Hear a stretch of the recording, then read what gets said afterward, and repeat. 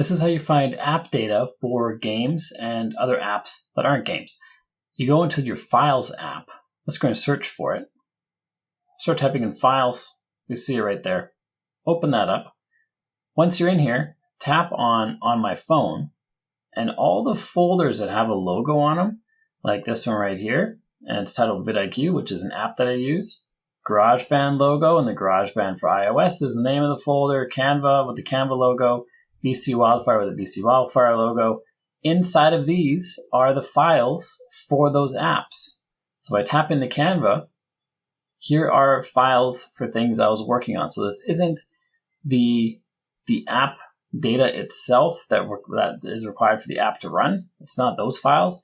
It's the files for things that you create on your phone on these apps. So you can tap into any one of these and delete them. That folder is empty. This is an SQLite file, which is a database. I think there's no way to open this on a phone, but you can put this or share this to your computer and open it there. But you can see all the files associated with these apps. And then you can delete them if you want. It just might make it so a project you're working on in that app might not work. But if you were trying to remove the app and all its files, these might still be here after you've deleted the app. So you can delete Canva because you don't want it anymore. Tap on the three dots, tap on select, tap on that checkbox, and then you can trash it by tapping on that trash can.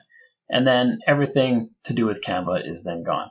And if you want to find even more space on your phone, here are 5 or 6 more trash cans that are not easy to find, but that contain a lot of data potentially that you want to clear. So check out this video next if you want more free space on your phone. If you got value from the video you just watched, let me know by liking and subscribing, and I'll see you on this one.